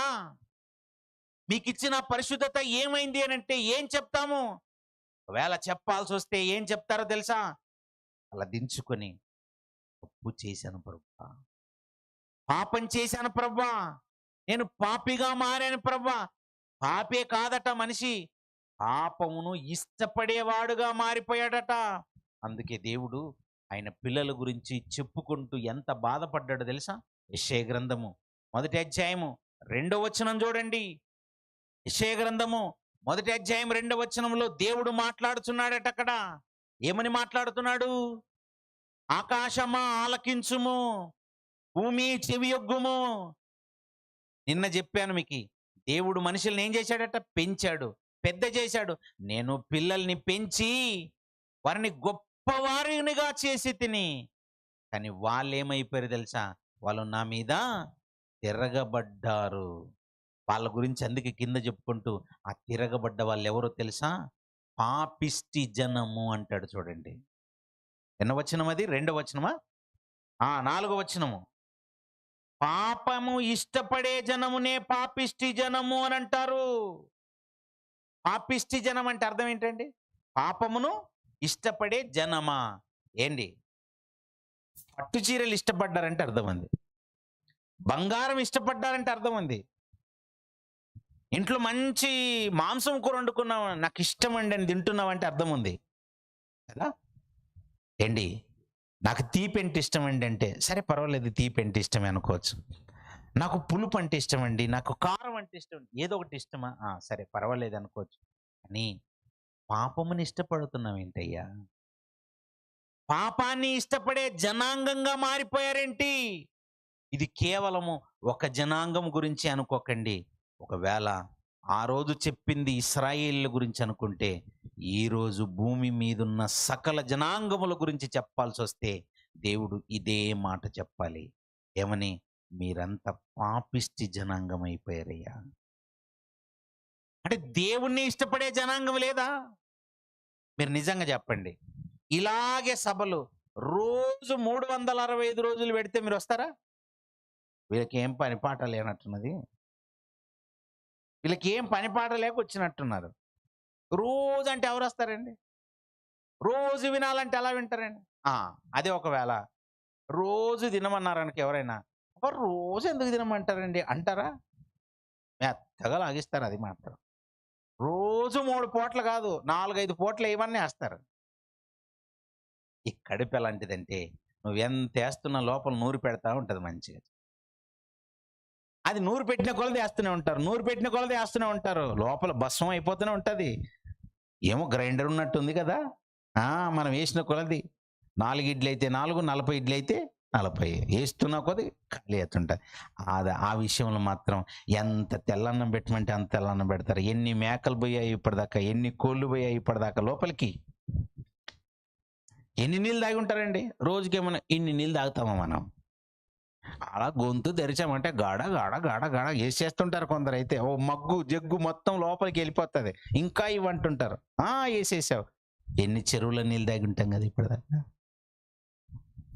ఎన్ని మేకలు తినేసి ఉంటాము, ఎన్ని గొర్రెలు తినేసి ఉంటావు, ఇంకేమేమి తినేసి ఉంటారు. అలా తినేసింది ఇంత తిన్నావు కదా, అన్ని ఇష్టపడి చేసావు కదా. సరే, ఆహారం ఇష్టపడితే తింటే తిన్నావు, బట్టలు కట్టుకోవడం ఇష్టపడితే కట్టుకున్నావేమో, ఇవన్నీ నీ గురించి చేశాను. కానీ పాపమును నేను చేయలేదే. పాపం దేవుడు చేయలేదు కదండి. ఆ దేవుడు చేయని పాపాన్ని, లోకములో వాకిట ఉండాల్సిన పాపాన్ని, నీ బయట ఉండాల్సిన పాపాన్ని లోపలికి ఎందుకు తెచ్చుకుంటున్నావు? నువ్వు పాపాన్ని ఇష్టపడే జనాంగంగా ఎందుకయ్యా మారి? నీ దగ్గరున్న సమాధానం ఏంటి? నేను పుట్టించినప్పుడు నేను పాపిగా పుట్టించలేదే. నేను పుట్టించినప్పుడు నిన్ను న్యాయవంతుడుగా, యథార్థవంతుడుగా, పరిశుద్ధుడుగా, ఓ నిర్దోషిగా పుట్టించానే. ఏమైంది నాయనా? ఆ పరిశుద్ధత, నిర్దోషితత్వాన్ని నా దగ్గర చూపించుకుని తిరిగి నువ్వు నా దగ్గరికి రావాలనే కదా ప్రభు అసలు భూమి మీదకి ఎందుకు పంపారంటే, ఆయన చెప్పేవాడు కదా. ఆయన్ని అడిగే మనసు ఈ భూమి మీద ఉన్న మనుషులకు లేదే. ఆయన భూమి మీదకి మనుషులను ఎందుకు పంపాడో తెలుసా? నాయనా, నా సన్నిధిలో నీవు ఓ పరీక్షలో ఉన్నావు నాయనా. ఈ భూమి అనేది ఒక పరీక్ష కేంద్రం లాంటిది. ఓ పరీక్షలో ఉన్నావు నువ్వు. నీ క్యారెక్టర్ను కాపాడుకోవడానికి నువ్వు భూమి మీదకి వచ్చావు నాయనా. నీ గుణాన్ని కాపాడుకోవటానికి. పాపము నీ కళ్ళ ముందున్నా చేయకుండా నిలబడగలగాలి. దొంగతనం చేయడానికి అవకాశం ఉన్నా నీ చేతులు దొంగతనం చేయటానికి వెళ్ళకూడదు. పాపం చేసే అవకాశం నీ కళ్ళ ముందున్నా, ఎవరు నన్ను చూసినా చూడకపోయినా నేను పాపం చేయనని నిన్ను నువ్వు జాగ్రత్తగా కాపాడుకొని దేవుని సన్నిధిలో, నాయనా చూడండి ప్రభా, మీరు నన్ను పరిశుద్ధుడిగా పుట్టించారు కదా, నేను పాపం అంటించుకోకుండా నిలబడ్డాను చూడండి నాన్న అని ఆ తండ్రికి తగ్గ కుమారుణ్ణి చూపించుకోవడానికి నేను నిలబెట్టాడు ఈ భూమి మీద. దయ్యం వచ్చిందండి. అటు ఇటు తిరుగుతున్న దయ్యం వచ్చేసి ఆయన సన్నిధిని నిలిచినప్పుడు, నువ్వు ఎక్కడి నుంచి వచ్చావంటే, భూమి మీద నేను అటు ఇటు తిరుగుతూ వచ్చానండి అనండి. అయితే నీకు ఓ విషయం చెప్పాలి. నా కుమారుడైన యోబు సంగతి ఆలోచించావా? తెలుసండి, చూశాను. ఎలాంటివాడు తెలుసా? నా కుమారుడు యథార్థవంతుడు, నా కుమారుడు న్యాయవంతుడు, నా కుమారుడు వంటి భక్తిపరుడు ఆ ఊజు దేశములోనే లేడు. ఎంత గొప్పడు తెలుసా అనగానే అసలు ఎంత ఆనందం ఉంటుందండి పరలోకంలో. దేవుడు ఆ మాట చెప్తుంటే దూతల సన్నిధిలో ఎంత ఆనందం ఉంటుంది. ఆ దూతలన్నీ ఎంత ఆనందపడిపోతుంటాయి. అమ్మో, దేవుని కుమారుడు పరిశుద్ధుడుగా ఉన్నాడు, దేవుని కుమారుడు న్యాయవంతుడుగా ఉన్నాడు, దేవుని కుమారుడు అక్కడ యథార్థవంతుడుగా ఉన్నాడంటే అది ఎంత గొప్పగా ఉంటుంది తెలుసా. నా కుమారుడు ఐఏఎస్ ఆఫీసర్ అని నువ్వు గొప్పగా చెప్పుకుంటున్నావేమో, నా కుమారుడు ఐపీఎస్ ఆఫీసర్ అని గొప్పగా చెప్పుకుంటున్నావేమో, కుమారుడు టీచర్, నా కుమారుడు ఇంజనీర్ నువ్వు గొప్పగా చెప్పుకోవటం కాదట నాయనా. ఆ పరలోకమందున్న దేవుడు ఆ నాన్నట మనల్ని ఏమని ఎదురు చూస్తున్నాడంటే, చూసావా, నీ నోట్లోంచి నేను పరిశుద్ధుడను, నేను న్యాయవంతుడను, నేను న్యాయంగా బ్రతుకుతున్నాను ప్రభా, మీరు నన్ను చూడండి, నా జీవితం అంతా తెరిచిన పుస్తకమే కదా, మీకు తెలుసు కదా ప్రభా, నా హృదయం మీకు తెలుసు కదా, నా మనసు మీకు తెలుసు కదా ప్రభా, నా ఆలోచనలు మీకు తెలుసు కదా ప్రభా, నా నోటి మాటలు మీకు తెలుసు కదా ప్రభా, నా గురించి మీకేం తెలీదు, చెప్పండి నాయనా, నేను పరిశుద్ధున్నా కాదా అని నువ్వు దేవుని సన్నిధిలో ధైర్యంగా చెప్పగలవా? చెప్పలేము. ఆ పరిశుద్ధతను కోల్పోయారు మనుషులు. అలా కోల్పోయి మరి పాపంలో ఉన్నాం. ఇప్పుడు మీకు అనిపిస్తుంది, అవునండి, మరి ఇప్పుడు పరిశుద్ధులుగా మేము లేము కదా, పాపులం అయిపోయాం కదా, ఏదో నోటి చేత పాపం చేసి, క్రియల్లోనో పాపం చేసి ఏదో విధంగా మేము పాపులం అయిపోయాం, మా తలంపుల్లోనో ఏదో విధంగా మేము పాపం చేశాం, ఇప్పుడు మేము పాపులమే, మమ్మల్ని పాపి అంటారు. మరి ఇప్పుడు ఎలాగండి? నాకు దేవుని గురించి బ్రతకాలనుంది, ఆ దేవుని చూడాలనుంది, ఆయన చెంతకు వెళ్ళాలనుంది, నరులారా తిరిగి రండి అని మన నాన్న చెప్పాడు. ఆయన నాకు నాయన అవుతాడా? మన నాన్న దగ్గరికి వెళ్ళాలని ఒకవేళ మీకు ఎవరికైనా ఉంటే, ఆ పరలోకమందున్న దేవుడు మళ్ళీ అవకాశం ఇచ్చాడు. ఏమన్నా తెలుసా, నాయనా నువ్వు ఇలాగే ఏదో ఒక సందర్భంలో నా మాటలు విని నా మనసు తెలుసుకొని నా వైపుకు నీవు ఆకర్షింపబడతావని, నా గురించి ఆలోచించి నా చెంతకు రావాలని నువ్వు ఆలోచిస్తావేమోనని, అందుకే నాయనా కొడుక, నీ గురించి నేను ఇదిగో నీవు అడగకపోయినా నా జ్యేష్ఠ కుమారుడైన యేసుక్రీస్తు వారిని భూమి మీదకి పంపించానయ్యా. ఆయన భూమి మీదకి వచ్చేసి ఎంత గొప్ప త్యాగం చేశాడు తెలుసా నాయనా. మీ గురించి పరలోకాన్ని వదులుకొని వచ్చాడు కొడుక, శరీరధారికి వచ్చాడు నాయన, లోకాన్ని వదులుకున్నాడు, ఈ భూమి మీద గొప్ప స్థానాన్ని వదులుకున్నాడు, ఆయన గొప్ప స్థితిలో ఈ భూమి మీద పుట్టగలడు. ఆ దాసుని స్వరూపం ధరించుకుని తను తాను రిక్తునుగా చేసుకుని పేదరికపు కుటుంబంలో ఉండి చేతులు చిల్లి గవ్వ కూడా లేనటువంటి స్థితిలో భూమి మీద బ్రతుకుతూ పని అనుకోకుండా మనందరికీ ఏమని పాపం చేస్తున్న వారులారా మీరు ఆలోచించండి. నేను ఈ లోకంలోనే బ్రతికాను ఒకప్పుడు, ఈ పాపపు ఇష్టమైన లోకంలోని యేసుక్రీస్తు వారు ఉన్నారు. యేసుక్రీస్తు వారు ఉన్న కాలంలో కూడా భయంకరమైన పాపాలు ఉండేవి. ఆ పాపాలున్న పాపుల మధ్యనే యేసుక్రీస్తు వారు పుట్టి పెరిగాడు. పెరిగి పెద్దవాడైన ఆయన 33.5 సంవత్సరాలు ఈ జీవితంలో ఈ భూమి మీద బ్రతికి తన జీవిత కాలంలో ఇదిగో మనకు నేర్పిన పాఠం ఏంటి తెలుసా? నేను పాపాన్ని అంటించుకోకుండా బ్రతకగలిగాను. పోనీ మీరు ఈ పాటికే పాపం చేశారా? అయితే నేను కార్చిన రక్తం చేత మీ పాపాలని కడిగి వేసుకోనండి. తండ్రి అయిన దేవుడు యేసుక్రీస్తు వారిని మన కొరకు ఇచ్చేసి, ఇదిగో నాయన, నా కొడుకునే మీ కొరకు బలిగా అర్పించేశానయ్యా, నా కొడుకునే మీ కొరకు బలిగా అర్పించేశాను, ఆయన మీ కొరకు ప్రాణం పెట్టాడయ్యా. నా కొరక, మీ కొరక, మన కొరక? మన కొరకేనండి. ఆ వీధులు ఎవరినో, మీరు ఇంట్లో మంచిగా భోజనం చేస్తూ కూర్చున్నారు, ఆ టైంలోనే వీధులు ఎవరినో కొడుతున్నారు, బెత్తాలతో కొడుతున్నారు, పిడిగుద్దులు గుద్దుతున్నారు, ఉమ్మి వేస్తున్నారు. కొరడాలతో కొడుతుంటే, పిడిగుద్దులు గుద్దుతుంటే, బెత్తాలతో కొడుతుంటే దేహమంతా కమిలిపోయి చిరిగిపోయి రక్తసిక్తమై అలా పడి ఉంటే ఎవరో పరిగెత్తుకొని నీ దగ్గరికి వచ్చారనుకోండి. వచ్చేసి, అక్క, అక్కడ ఆయనను కొడుతున్నారు. ఎవరు? ఇదిగో పలానా ఆయనను.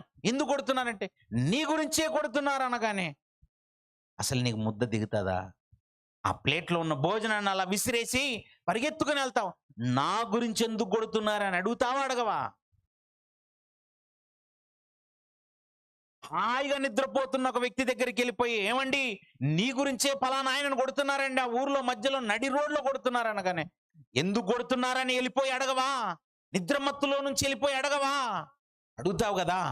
ఈ రోజు దేవుడు మనల్ని కూడా అదే ప్రశ్న అడుగుతున్నాడు అనుకోండి. అమ్మా, నీ గురించే యేసుక్రీస్తు వారిని కొట్టారమ్మా. అయ్యా, నీ గురించేనయ్యా యేసుక్రీస్తు వారిని కొట్టింది. నా గురించా? నా గురించి ఎందుకు కొట్టారు? నీ పాపాల నిమిత్తమే ఆయనకు శిక్ష పడిందయ్యా. మన పాపాల నిమిత్తమేనట. లోక పాపములను మోసుకొని పోవు దేవుని గొర్రెపిల్ల. అయ్యో, మన పాపాలని మోయటానికి మన పాపాలన్నిటినీ తన మీద వేసుకొని మోసుకొని వెళ్ళిపోయి ఆయన అంటున్నాడు, ఇదిగో మిమ్మల్ని అందరినీ విముక్తులుగా చేశానిక. కేవలము యేసుక్రీస్తును నోటితో ప్రభువు అని ఒప్పుకోండి, ఇక చాలు. యేసుక్రీస్తుని నోటితో ప్రభువు అని ఒప్పుకుంటే ఆ పరలోకమందున్న దేవుడు నీకే భాగ్యం ఇస్తాడట తెలుసా? ఇదిగో రక్షణ భాగ్యం ఇస్తాడట. నువ్వు రక్షణలోనికి వస్తావట. అంటే నీవు యేసుక్రీస్తు వారిని నోటితో ప్రభువుని ఒప్పుకొని బాప్తిస్మం పొందితే క్రొత్తగా జన్మిస్తావట. అప్పటి వరకున్న నీ పాపాలన్నీ కడిగి వేయబడతాయట. నీ పాత జీవితాన్ని సమాధి చేసి క్రొత్త జీవితముతో నువ్వు జన్మిస్తే ఆ క్రొత్త జన్మను బట్టి నీవు ఇంకా ఎప్పుడు నీ పాపాలని, నీ నీ జీవితంలో అంతకుముందు అంటించుకున్న పాపాలని, సమాధి చేసిన వాటిని అంటించుకోకుండా, ఇంకెప్పుడు వాటి జోలికి వెళ్ళకుండా, కుక్క వాంతికి తిరిగినట్టుగా తిరగకుండా, పంది బురదలోనికి వెళ్ళినట్టుగా వెళ్ళకుండా, ఒకవేళ నీవే గనుక నీ జీవితాన్ని కాపాడుకుంటూ, నీ నోటిని కాపాడుకుంటూ, నీ చెవులను కాపాడుకుంటూ, నీ చూపుల్ని కాపాడుకుంటూ, నీ మాటల్ని అన్నిటినీ, నీ తలంపులన్నిటినీ నువ్వు ఒకవేళ కాపాడుకుంటూ పరిశుద్ధుడుగా దేవుని సన్నిధిలో గనక బ్రతికితే ఏమిస్తానన్నాడు తెలుసా? నరులారా తిరిగి అని అన్నాడంటే ఆయన దగ్గరికి రమ్మని. అంటే ఏమిస్తాడు? పరలోకమే ఇస్తాడు. పరలోకం ఇస్తాడట మన నాన్న. మన పరలోకమందున్న తండ్రి మనకు పరలోకం ఇస్తాడటండి. ఇంకేం కావాలి చెప్పండి? ఈ భూమి మీద ఎకరం పొలం లేక బాధపడ్డావు కదా. ఈ భూమి మీద మహా అయితే ఒక 5-10 సెంట్లో స్థలం ఉండింది కదా, ఇల్లు స్థలం. అది 5-10 సెంట్లే. దేవుడు పరలోకంలో నీకు ఒక 5-10 సెంట్లు స్థలం ఇస్తానని అనలేదండి. నీకు లోకమే ఇస్తానన్నప్పుడు ఏం కావాలి చెప్పండి? ఏం కావాలి చెప్పండి? పరలోకం అంటే నీ మాటల్లో వివరించలేని లోకం అండి. నీ ఊహించిన దానికంటే గొప్పదది. నువ్వు ఏది ఊహించినా దానికంటే అక్కడ గొప్పగా ఉంటుంది. అలాంటి లోకమే ఇస్తానన్నాడు మన నాన్న. నువ్వు నిజంగా ఇప్పటికీ పాపంలోనే ఉన్నావు కదా, నీ గురించేనట ఆయన ఎదురు చూస్తున్నాడట. మామూలుగా పిల్లలు, తండ్రులు చాలా ఇష్టపడి పిల్లల్ని ఇలా చేయి జాపి రమ్మంటుంటారండి. కొన్నిసార్లు భార్య గర్భవతిగా ఉన్నప్పుడు భర్త విదేశాలకు వెళ్ళిపోయి ఏదో పని చేసుకోవడానికి వెళ్ళిపోతాడు. ఆమెకి 2-3 నెలల గర్భవతిగా ఉన్నప్పుడు ఈయన వెళ్ళిపోయి ఈ బిడ్డ 3-4 సంవత్సరాలు అయినప్పుడు వస్తాడు. వాడు పెద్దవాడైపోతాడు. వాళ్ళ నాన్నని వీడు ఎప్పుడు చూడలేదు. వాళ్ళ నాన్న వీడిని ఎప్పుడు ఎత్తుకోలేదు కనుక వీడికి వాళ్ళ నాన్న గురించి పెద్దగా తెలియదు. వాళ్ళ నాన్న రాగానే తల్లి చెప్పుంటది కదా, ఇదిగోండి వీడనండి మీ బిడ్డ అనగానే నాన్న ఏమంటాడు తెలుసా, ఇలా చేతులు చాపుతాడండి. ఇలా చేతులు చాపుకొని నిలబడతాడండి. చేతులు చాపుకుంటే ఆ బిడ్డ గబగబా వెళ్ళి తండ్రి ఒళ్ళో కూర్చున్నాడు అనుకోండి, ఆ తండ్రి చంకనెత్తుకున్నాడు అనుకోండి, ఆ తండ్రి అలా ఎత్తుకొని గుండెలు కత్తుకొని చుప్పు చుప్పు చుప్పు అని ముద్దాడుతూ, ఆ బంగారపు కొండ నాయన నీ గురించేనర్రా నేను కష్టపడ్డాను ఇంతకాలం అంటాడు. అని నాన్న చేతులు చాపుతుంటే ఈ భూమి మీద ఉన్న మనుషులు రావట్లేదటండి. ఆ నాన్న ఎవరో కాదు, మన పరలోకపు తండ్రి. నీకు తెలుసా, ఆ పరలోకపు తండ్రి నిన్ను నన్ను కన్న తండ్రి, నిన్ను పోషించి పెద్ద చేసిన తండ్రి, నిన్ను పెంచి పెద్ద చేసిన తండ్రి, నిన్నింతటి వాడిగా చేసిన తండ్రి, మాట్లాడేవాడిగా చేసిన తండ్రి, నిన్ను వినేవాడిగా చేసిన తండ్రి, నువ్వు ఆలోచించేవాడిగా ఉన్నావంటే ఆ తండ్రి చేశాడు. ఆ కష్టపడిన తండ్రి, ఆయన భూమి మీద మీ జీవితాన్ని జాగ్రత్తగా కాపాడుకోనండి. భయంకరమైన పాపం అక్కడుంటుంది. ఓ దయ్యం అనేవాడున్నాడు, మిమ్మల్ని పాపములు పడవేస్తాడు, మీ జీవితాన్ని జాగ్రత్త కాపాడుకోండి అని చెప్పిన తండ్రి మన గురించి చెప్పాడు, ఆయన గురించి చెప్పాడు, యేసుక్రీస్తు వారి గురించి చెప్పాడు, దేవదూతల గురించి చెప్పాడు, ఆ పరిశుద్ధాత్మ గురించి చెప్పాడు. ఆయన ఏం చెప్పలేదు, అన్నీ చెప్పించాడు. అవన్నీ బైబిల్లో ఉన్నాయి. ఆయన ఇదిగో నాయన మీ జీవితం యొక్క విలువను అర్థం చేసుకొని మీరు కన్ను మూసిన వెంటనే నా చెంతకు రండిని కరములు చాచి ఎదురు చూస్తున్నాడు.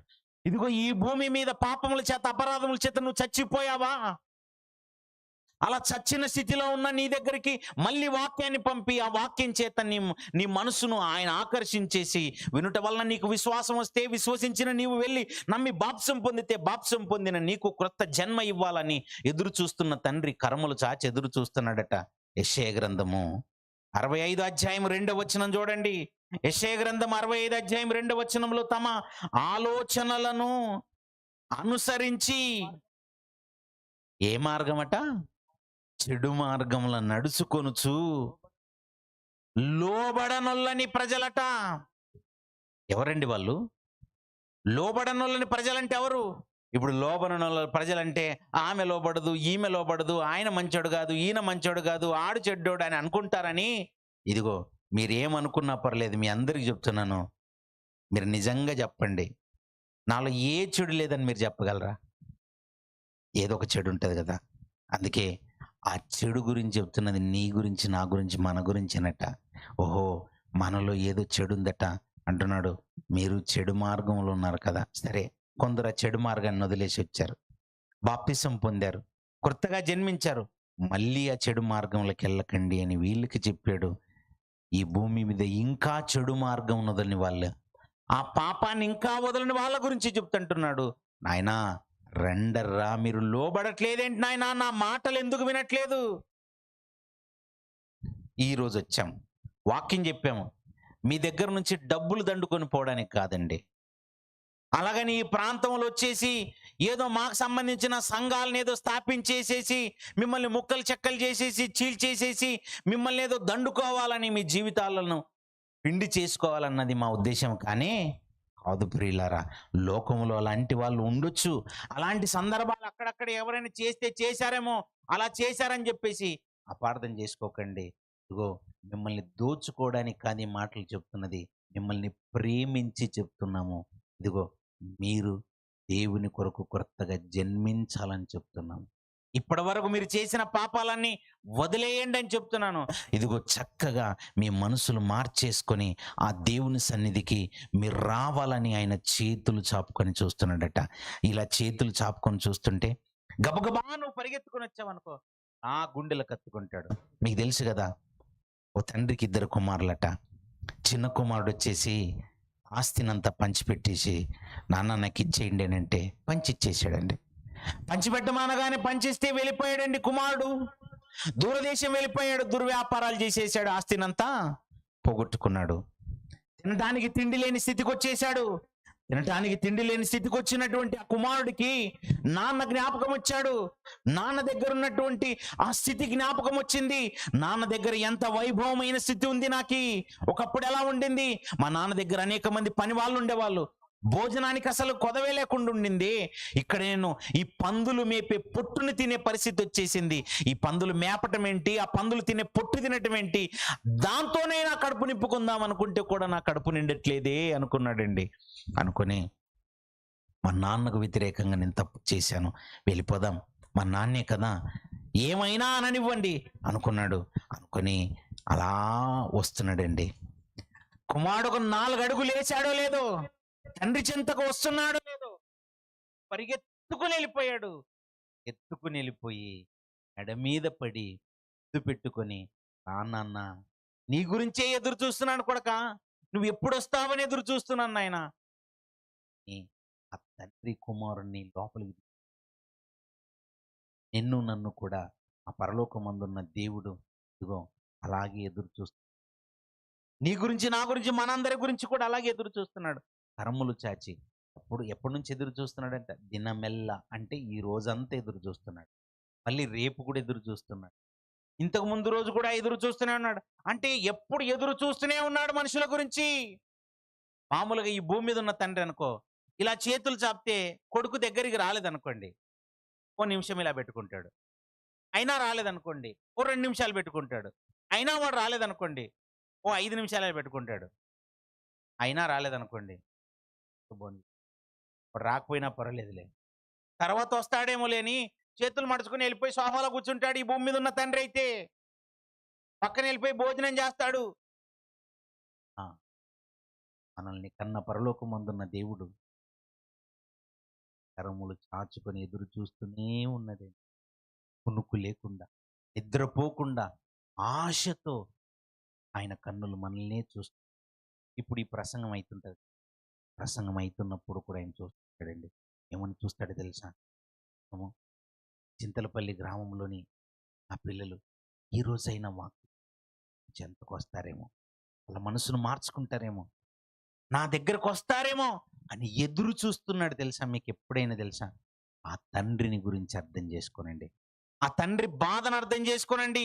అలా బాధపడుతున్న తండ్రి మనసు నెరిగే యేసుక్రీస్తు వారు పరలోకాన్ని విడిచి శరీరధారిగా భూమి మీదకి వచ్చేసాడు. మన గురించి, మన నిమిత్తం వచ్చేసి ప్రాణం పెట్టేసి ఆయన కూడా అదే పిలిచాడండి. నరుల ప్రయాసపడి భారం మోసుకొనిచున్న సమస్త జనులారా రండి, నాన్న మన గురించి ఎదురు చూస్తున్నాడని చెప్పాడండి. నాన్న మన గురించే ఎదురు చూస్తున్నాడని చెప్పాడండి. అంటే ఇదంతా మన కుటుంబమా? ఇది మన కుటుంబం. దేవుడంటే ఎవరో కాదు మన నాన్న, మనమంటే ఎవరో కాదు ఆయనకు పిల్లలము. ఆయనకు పిల్లలముగా బ్రతికితేనే ఆయన ఉన్న లోకానికి వెళ్తాము.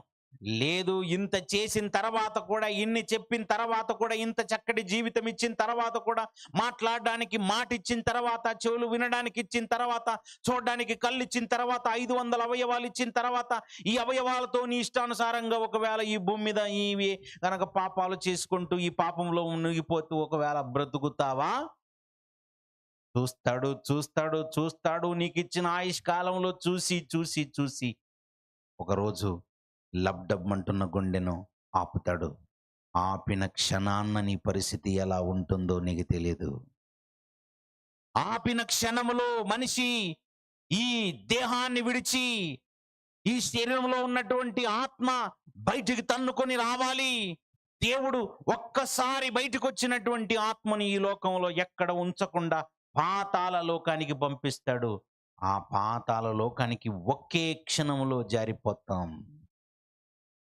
ఒక్క క్షణములో పాతాళ లోకానికి జారిపోయావా? ఆ పాతాళ లోకానికి వెళ్ళిపోయిన తర్వాత ఈ భూమి మీద ఎన్ని ప్రసంగాలు చెప్పినా మారని నీకు ఎంత భయంకరంగా పరిస్థితులు ఉంటాయో తెలియదు. అక్కడికి వెళ్ళకూడదని ఈ మాటలన్నీ దేవుడు చెప్పించాడు. అక్కడికి నీ వెళ్ళకూడదని నిన్ను నన్ను మనల్ని ప్రేమించి ఈ సభల ద్వారా చెప్పిస్తున్నాడు. అది చాలా భయంకరమైన లోకం. అక్కడేముంటుందో తెలుసా? ఏడుపు, పండ్లు కొరుకుట. ఈ పక్కనున్నాడు ఏడుస్తుంటాడు, ఈ పక్కన ఉన్నాడు ఏడుస్తుంటాడు, ముందున్నాడు ఏడుస్తుంటాడు, వెనుకున్నాడు ఏడుస్తుంటాడు. చుట్టూ ఎక్కడ చూసినా ఏడుపు, ఏడుపు, ఏడుపు. మనిషి ఎందుకు ఏడుస్తాడో తెలుసా? పాతాళ లోకానికి వెళ్ళిన వాడు భూమి మీద నాకు ఎన్నో మాటలు చెప్పారు, నేను వినలేకపోయానే. దేవుడు నాకు 50-60 ఏళ్ళు ఇచ్చినా నేను అర్థం చేసుకోలేకపోయానే. ఎన్నింటినో అర్థం చేసుకున్న నేను దేవుణ్ణి అర్థం చేసుకోలేకుండా బ్రతికాను. అయ్యయ్యో! ఈ పాపమును వద్దని చెప్పారు. ఎవరో ప్రసంగికులు వచ్చారు. ఆ ప్రాంతం నుంచి వచ్చారు, ఈ ప్రాంతం నుంచి వచ్చారు, ఆయనొచ్చాడు, ఈయనొచ్చాడు. ఎవరెవరో చెప్పారు. నాకు చదువు రాకపోయినా చెప్పారు. నాకు అర్థమయ్యేటట్టుగా చెప్పారు. నేనే వాళ్ళు చెబుతున్నప్పుడు నిద్రపోయాను. అర్థం చేసుకోలేదు. అసలు నిర్లక్ష్యం చేశాను కదా! నువ్వు వెక్కి వెక్కి ఎందుకు ఏడుస్తావో తెలుసా? అక్కడ గనక నేను వాక్యం వినుంటే నా మనసు మారిపోయేదేమో. ఆ వాక్యాన్ని గనక నేను సాత్వికంతో స్వీకరించుండుంటే, ఆ వాక్యమే నా హృదయంలో దాచుకొనుండుంటే, నేను ఈరోజు ఈ నరకానికి వచ్చేవాడిని కాదు కదా! నా బ్రతుకును ఆ భూమి మీదే సరి చేసుకునేదాన్ని కదా! సరి చేసుకునేవాడిని కదా! అయ్యయ్యో! ఎంత నష్టం జరిగిపోయిందే! ఆ పరలోకమందున్న దేవుడు ఎవరో కాదు, ఆయన నాకు నాన్న అని చెప్పారు కదా! మా నాన్న దగ్గరికి నేను ఇంకెప్పటికి వెళ్ళలేనా? ఆయన కరములు చాచుకొని నిత్యము ఎదురు చూస్తూనే ఉంటే, ఆయన మనసుని నేను అర్థం చేసుకోలేకపోయానే. నేనేమాత్రము ఆ పరలోకమందున్న దేవుని శక్తి ముందు నేనేమాత్రము ఆకాశ మహాకాశాలు సైతం పట్టజాలని ఆయన నా గురించి ఇంతగా ఎదురు చూస్తుంటే ఎంత నిర్లక్ష్యం చేశానే అని నువ్వు వెక్కి వెక్కి వెక్కి ఏడుస్తూనే ఉంటావు. ఏడుస్తున్నా నిన్నొచ్చి ఓదార్చే నాదుడుండడు. ఎవడు ఓదార్చడు. ఎందుకంటే అక్కడికెళ్ళిన ప్రతి వాడు అందుకే ఏడుస్తాడు. ఎందుకంటే ఇక నీ జీవితంలో ఎప్పటికీ నీవిక దేవుణ్ణి చూడవు. చూడరండిక. దేవుడు వాళ్ళకిక కనబడడు. దేవుని మాటను వాళ్ళు వినరు. అసలు దేవుడు ఎలా ఉంటాడో తెలుసుకోకుండా నేను చచ్చిపోయినందుకు పాతాళ లోకములో యాతన పడుతూ, బాధపడుతూ, నిత్యము కాలము ఏడుస్తూనే ఉంటావు. అలా పళ్ళు కొరుకుతుంటావు. నీ మీద నీకే అసహ్యమేస్తుంది. అయ్యో! నేను ఎందుకు మారలేకపోయాను? ఎందుకు మంచిగా బ్రతకలేకపోయాను? ఎందుకు నేను మోసాలు చేశాను? ఎందుకు నా పాపాన్ని వదలలేకపోయాను? ఎందుకు నా పాపాల్ని కడుక్కేసుకోలేకపోయాను? నా తండ్రి ఎంత ప్రేమ గల్లవాడు, నన్ను ప్రేమించి ప్రేమతో కని బ్రతుకునిచ్చి బ్రతకటం నేర్పి నా బ్రతుకులో నేను తప్పిపోయినప్పుడు పాపంలో పడిపోయినప్పుడు ఆ పరలోకమందున్న దేవుడు ఆ పరలోకమందున్న జ్యేష్ఠ కుమారుడైనటువంటి యేసుక్రీస్తు అని నా అన్నయ్యని యేసుక్రీస్తు అని పంపి నా పాపాల్ని కడగటానికి ఆయన సిద్ధపడి ఉన్న నేను ఇన్ని అవకాశాలని చేజార్చుకున్నానే. వాక్యం చేత నన్ను ఎవరో హెచ్చరించేశారు, ప్రేమతో చెప్పారు, బ్రతిమలాడుతూ చెప్పేశారు. ఇన్ని మాటలు చెప్పినా నేను అర్థం చేసుకోలేకపోయానే అని నువ్వు ఏడుస్తూ, ఏడుస్తూ, ఏడుస్తూనే ఉంటావిక. వద్దండి. మీరెవ్వరు అక్కడికి వెళ్ళకూడదని మిమ్మల్ని ప్రేమించి ఆ పక్కన ఎక్కడో ఉన్న ఆ చిన్న చిన్న పల్లె ప్రాంతాల్లో ఉన్నటువంటి వాళ్ళు, ఇదిగో మీ ప్రాంతానికి వాక్యం తీసుకొనొచ్చారు. మీ దగ్గర ఏదో డబ్బులను ఆశించి కాదు. ఒకవేళ నిజంగా మీకు ఇలాంటి మాటలు వినాలనుందా? ఈసారి మీరే ఈ ఊర్లో ఉన్న వాళ్ళందరూ, "అయ్యా! మాకు ఇలాంటి మాటలు వినిపించండి అయ్యా. మళ్ళీ రండయ్యా" అంటే వాళ్ళొస్తారు. మంచి మాటలు వినిపించే దైవ సేవకులు ఈ ప్రాంతాల్లో మీకు చాలా మందున్నారు. వేదిక మీద ఉన్నటువంటి దైవ సేవకులు చక్కగా వాక్యం చెప్పగలిగే సామర్థ్యం గల వాళ్ళు. మీకు అర్థమయ్యేటట్టు చెప్తారు. మీకు చదువు రాకపోయినా వాళ్ళు చెప్తారండి. మీకు అర్థమయ్యేంత వరకు చెప్తారండి. ఎంతైనా ఓపికతో చెప్తారండి. ఇదిగో ఇంత రాత్రైనా ఓపికతో చెప్పటంలో మా ఉద్దేశ్యం మీరెవ్వరూ నరకానికి వెళ్ళకూడదని. మాకు అర్థమైనటువంటి దేవుని మనసు మీరు అర్థం చేసుకోవాలని మిమ్మల్ని ప్రేమించి చెప్తున్నాము. అపార్థం చేసుకోకండి. మిమ్మల్ని ప్రేమించే ఈ మాటలు చెప్తున్నాను. మీరెవ్వరు నరకానికి వెళ్ళకూడదు. మనిషి జన్మ చాలా విలువైందండి. ఇది కుక్క జన్మ లాంటిది కాదు. ఇదో పక్షి జన్మ లాంటిది కానే కాదు. ఇది పురుగు జన్మ లాంటిది కాదు. దేవుడు నీకిచ్చిన ఈ జన్మ చాలా విలువైంది. ఈ జన్మలో ఒకవేళ నీవే గనుక నీ జన్మ గురించిన పరమార్థాన్ని తెలుసుకోకుండా కన్ను మూసావా, నరకం తప్పు. ఆ నరకానికి మీరెవ్వరు వెళ్ళకూడదనే ఈ మాటలు బాగా చెప్పించుకోనండి. బాగా వినండి. విన్న ప్రతి మాటను మనసులో దాచుకోనండి. బాగా బ్రతకండి. చదువు వచ్చినా పర్లేదు, చదువు రాకపోయినా పర్లేదు. చదువు రాకపోతే నేను పరలోకం ఇవ్వనని దేవుడు అనడండి. ఇస్తాడండి, ఆయన పరలోకం ఇస్తాడండి. అలాగని అయ్యా నాకు 60 ఏళ్ళు అయిపోయాయి, మరి ఇప్పుడు ఒకవేళ నన్ను మారిపోయినా ఇస్తాడంటే, నేను మీకో మాట చెప్తాను. ఎలా? ఈ రోజే గనుక నువ్వు మారు నీవే గనక దేవుని సన్నిధిలో బాప్తిసం పొంది కొత్తగా జన్మిస్తే నెక్స్ట్ వీక్ నువ్వు ఒకవేళ చచ్చిపోయినా నీకు పరలోకం ఇస్తాడు. ఆ నెక్స్ట్ క్షణం నువ్వు చచ్చిపోయినా నీకు పరలోకం ఇస్తాడంటే ఆ తండ్రి ఎంత మంచివాడో నువ్వు. అలాంటి అంత గొప్ప మనసున్నటువంటి ఆ మహనీయుడైనటువంటి బాధపడి పాపం చేస్తున్న ప్రతిసారి నువ్వు ఇష్టపడి చేస్తున్న పాపాన్ని బట్టి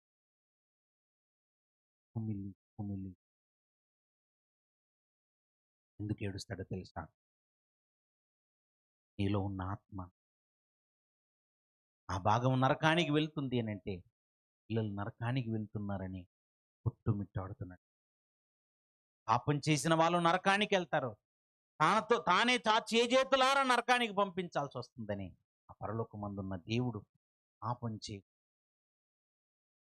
దేవుని ఉగ్రతకు లోనవ్వకుండా, దేవుడు మనకు చక్కటి ఆయుష్ ఇచ్చినప్పుడే, మంచి ఆరోగ్యం ఇచ్చినప్పుడే, వినగలిగే స్థితిలో ఉన్నప్పుడే, మాట్లాడగలిగే స్థితిలో ఉన్నప్పుడే, నీ చేతులు ఆడుతున్నప్పుడే, నీ కాళ్ళు ఆడుతున్నప్పుడే దేహం చక్కగా సహకరిస్తుంది తెలుసుకొని పరలోకం ముందున్న దేవుని వెళ్ళటానికి ప్రయత్నించి అదే దేవుడు ఆ, న్యాయం.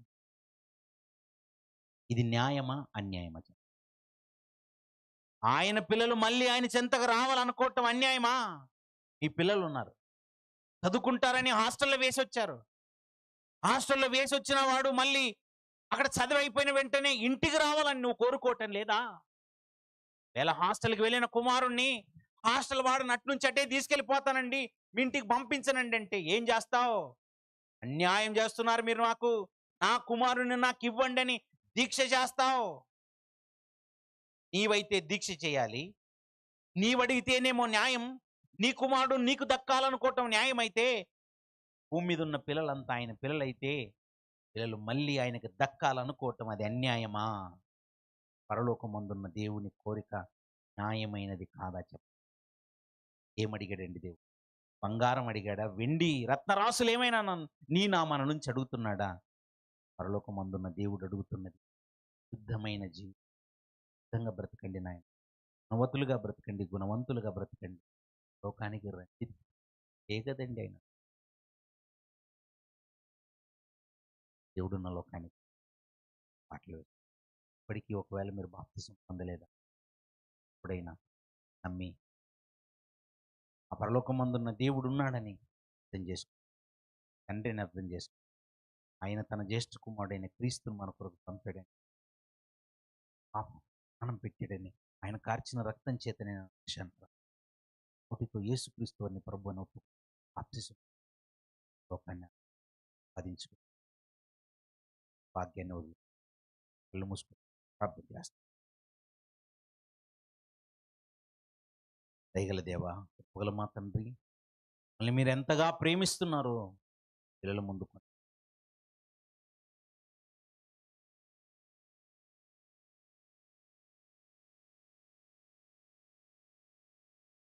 అని మీరు ఆశతో ఎదురు చూస్తున్నారు ప్రభువా. ఇదిగో నాయన, మీరు ఎంతగా ఎదురు చూస్తున్నారో మీ కష్టాన్ని, మీ ఆవేదనను, మనసును మీ నాయన ఇన్న మాటలు విని విడిచిపెడతారో, ఇన్న మాటల ప్రకారంగా మీరున్న లోకానికి బాటలు వేసుకుంటారో విడిచి మంచి మాటలు నిర్లక్ష్యం చేసినవి పెంచుకోలేరు ప్రభువా. భయంకరమైన శిక్షలోనికి జారిపోతారు తండ్రి. శిక్షలోనికి ఏ ఒక్కరు జారిపోకూడదని వీళ్ళను ప్రేమించి ప్రతి మాటను హృదయాలు భద్రపరుచుకొని మీ కొరకు మంచి నిర్ణయాలు తీసుకునే పిల్లలుగా గ్రామంలో ఉన్నటువంటి వారు, ఈ పరిసర ప్రాంతాల్లో ఉన్నటువంటి మీ పిల్లలు ఉండేలాగున పరిపూర్ణమైన సహాయం దయచేయండి. చక్కటి సదవకాశాన్ని మాకు ఇచ్చి మంచి మాటలు వినిపించుటకు మీరు చూపిన కృపకే కృతజ్ఞతలు నాయన. ఇలాంటి మాటలు వినిపించుటకు ఎంతమంది పిల్లలైతే ప్రయాసపడ్డారో, ప్రయాసపడి ప్రతి ఒక్క బిడ్డను జ్ఞాపకం చేయండి. మంచి ఆరోగ్యములు మీ పిల్లలకి ఇవ్వండి. మీ కృపలో మీ పిల్లలందరినీ ఇదిగో తండ్రి భద్రపరిచి పరలోకానికి అర్హత సంపాదించే పిల్లలుగా మీ పిల్లలందరూ ఉండులాగున కృపను అనుగ్రహించండి. ఎంతమంది అయితే ఈ మాటలు విని మీ కొరకు ఉన్నతంగా బ్రతకాలనుకుంటున్నారు వారందరికీ మీ పరిపూర్ణమైన సహాయం. ఈ గ్రామంలో ఉన్నటువంటి స్త్రీలను, పురుషులను, యవనస్తులను, యవనస్తురాలను అందరినీ పేరు పేరున జ్ఞాపకం చేసుకోండి. వాక్యానికి విలువిచ్చేవారుగా, మీ మనసెరిగిన పిల్లలుగా, మీరున్న లోకానికి రావాలన్న ఆశ కలిగే పిల్లలుగా బ్రతుకుటకు పిల్లలందరికీ మీ సహాయం తెచ్చండి. ఆరోగ్యంతో ఉన్న పిల్లల్ని జ్ఞాపకం చేసుకోండి. పిల్లలకు మంచి ఆరోగ్యంలో ప్రసాదించండి. సభ ముగించుకొని వారి వారి స్థలాలకు మీ పిల్లలు బయలుదేరుతూ వెళ్తుండగా క్షేమంగా వారి గమ్యస్థానాలకు చేర్చమని, అయితే కుమారుని రాక ఆలస్యమైతే మరో పర్యంతం మీ పిల్లలతో ఉండి విలువైన సంగతులు పంచుకొనగలిగేటువంటి ధన్యతను, మహాభాగ్యాన్ని పిల్లలుగా మాకును ప్రసాదించమని కోరుతూ ప్రభువును మీ ప్రియకుమారుడైన యేసుక్రీస్తు వారి పరిశుద్ధమైన నామంలో ప్రార్థన దిగి వేడుకొంచున్నాం పరమ తండ్రి. మన తండ్రి అయిన దేవుని ప్రేమ, కుమారుడైన యేసుక్రీస్తు వారి యొక్క కృప, పరిశుద్ధాత్మ దేవుని అన్యోన్యమైన సహవాసము సకల పరిశుద్ధులకు ఆ కాలము తోడేండి నడిపించును గాక. ఆమేన్. అందరికీ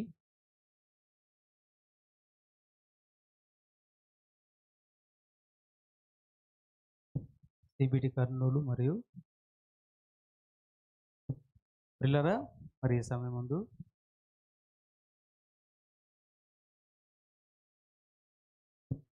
మరి ఈ సమయంలో